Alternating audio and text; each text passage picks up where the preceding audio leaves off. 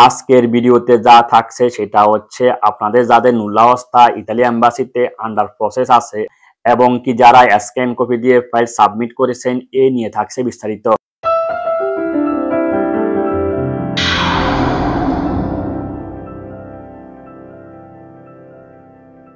আসসালামু আলাইকুম রাহমাতুল্লাহি ওয়া বারাকাতু।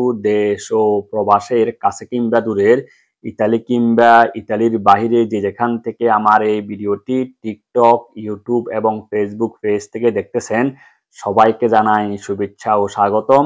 সঙ্গে আছে আমি ফয়সাল, ইতালির ভিসেন্সা থেকে। আশা করি বন্ধুগণ যে যেখানে আছেন শান্তিতে এবং নিরাপদে। আপনাদের সকলের সুস্বাস্থ্য ও দীর্ঘজীবন কামনা করে আমি আমার আজকের এই নতুন গুরুত্বপূর্ণ ভিডিওটি শুরু করতে যাচ্ছি। আশা করি বন্ধুগণ পুরো ভিডিও জুড়ে আপনারা আমার সঙ্গে থাকবেন ইনশাআল্লাহ। আজকের ভিডিওতে যা থাকছে সেটা হচ্ছে আপনাদের যাদের নুল্লাহস্তা ইতালি এম্বাসিতে আন্ডার প্রসেস আছে এবং কি যারা স্ক্যান কপি দিয়ে ফাইল সাবমিট করেছেন এ নিয়ে থাকছে বিস্তারিত। আশা করি বন্ধুগণ পুরো ভিডিওটি আপনারা স্কিপ না করে দেখবেন, তাহলে মূল বিষয়টা কি জানতে পারবেন এবং বুঝতে পারবেন। তো বন্ধুগণ কথা না বাড়িয়ে চলুন শুরু করা যাক আজকের এই গুরুত্বপূর্ণ ভিডিওটি।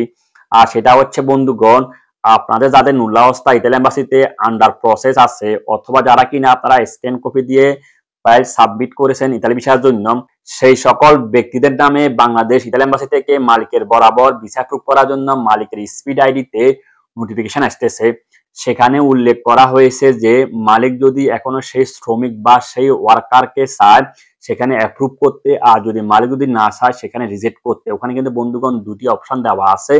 আপনারা নিশ্চয়ই এখন দেখতেছেন আমার মোবাইল স্ক্রিনে সেই নোটিফিকেশনটা কি ধরনের হতে পারে বা কি ধরনের হয়ে থাকে। তো বন্ধুগণ এখানে যদি মালিক যদি অ্যাপ্রুভ করে দেয় তাহলে পরবর্তী সময় আপনি ভিসা পাবেন বা আপনি এখানে আসতে পারবেন। আর যদি বন্ধুগণ মালিক যদি রিজেক্ট করে দেয় সেক্ষেত্রে আপনি আপনার অরিজিনাল নুল্লাহস্তা দিয়েও কিন্তু আপনি ভিসা পাবেন না, অর্থাৎ আপনার ফাইলটি রিজেক্ট হবে বা আপনার ক্যান্সেল হয়ে যাবে বন্ধুগণ। আর বন্ধুগণ এর সময়সীমা হচ্ছে মাত্র 7 দিন, অর্থাৎ বন্ধুগণ যেদিন এই মেলটি আসবে মালিকের স্পিড আইডিতে সেই দিন থেকে আপনার 7 দিন থাকবে মেয়াদ। 7 দিনের ভিতরে মালিক যদি অ্যাপ্রুভ না করে তাহলে সেক্ষেত্রে আপনি আপনার অরিজিনাল নুল্লাহস্তা দিয়েও আপনি কিন্তু ভিসা পাবেন না, অর্থাৎ আপনার ভিসা ফাইলটি রিজেক্ট হয়ে যাবে। আর এখন কথা হচ্ছে বন্ধুগণ, আপনারা যারা স্ক্যান কপি দিয়ে ফাইল সাবমিট করেছেন আর এই অ্যাপ্রুভ তালিকায় স্ক্যান কপিদারীরা যদি থেকে থাকে তাদেরকেও সিরিয়াল দিবে এবং বিএফএস গ্লোবাল ডাকবে পরবর্তীতে। এখানে একটি উল্লেখযোগ্য বিষয় হচ্ছে বন্ধুগণ, যখনই আপনাকে ডাকবে বা যে ডেটে আপনি পাসপোর্টটা সাবমিট করবেন সেই ডেট থেকে মাত্র 10 থেকে 15 দিনের ভিতরে আপনার ভিসা হয়ে যাবে। অনেক ক্ষেত্রে বন্ধুগণ মাত্র 60 দিনেও অনেকে কিন্তু ভিসা পেয়েছে বর্তমান প্রেক্ষাপটে। তো বন্ধুগণ এক্ষেত্রে আমি আপনাদেরকে বলবো আপনারা আপনাদের মালিকের সাথে যোগাযোগ রক্ষা করে চলুন, তাহলে সেক্ষেত্রে আপনি ইনশাল্লাহ ভিসাও পাবেন এবং কি মালিক যখন অ্যাপ্রুভ করে দিবে তাহলে আপনি আর সমস্যা পড়বেন না এবং আপনি আপনার স্বপ্নকে বাস্তবায়ন করতে পারবেন ইনশাআল্লাহ। প্রিয় বন্ধুগণ আপনারা অনেকেই জানতে চেয়েছেন যে যারা কিনা 2025 সালে আবেদন করেছেন ইতালি ভিসার জন্য তাদের নুল্লাহস্তার খবর কি। দেখুন বন্ধুগণ এটা উত্তর হচ্ছে নুল্লাহস্তা অলরেডি ইস্যু হওয়া শুরু হয়েছে এবং কি বন্ধুগণ অনেকে নুল্লাহস্তা পেয়েছে 2025 সালে নুল্লাহস্তা। আর বন্ধুগণ এখানে একটি উল্লেখযোগ্য বিষয় হচ্ছে যারা কিনা 2025 সালে নুল্লাহস্তা দিয়ে ফাইল সাবমিট করবেন ইতালি ভিসার জন্য বাংলাদেশ বিএফএস গ্লোবালে, তারা কিন্তু অতি সহজে কিন্তু ভিসা পেয়ে যাবেন এবং কি ভিসা পাওয়ার পরিপ্রেক্ষিতে পরবর্তীতে আপনি অতি সহজেই এখানে আসতে পারবেন এবং কি আপনি আপনার স্বপ্নকে বাস্তবায়ন করতে পারবেন বন্ধুগণ। তো আমার প্রিয় ভাই ও বন্ধুগণ আমি চেষ্টা করেছি আমার আজকের এই ভিডিওতে অত্যন্ত গুরুত্বপূর্ণ একটি বিষয় নিয়ে কথা বলতে।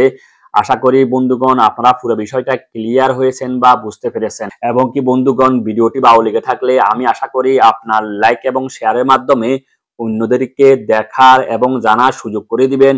অন্যদিকে বন্ধুগণ বাংলাদেশ বিএফএস গ্লোবাল এবং ইতালিয়ান স্পন্সর সম্পর্কিত এই ধরনের আরো নতুন আপডেট নিউজ পেতে আমি আশা করি আপনারা আমার পেজকে ফলো করতে ভুলবেন না।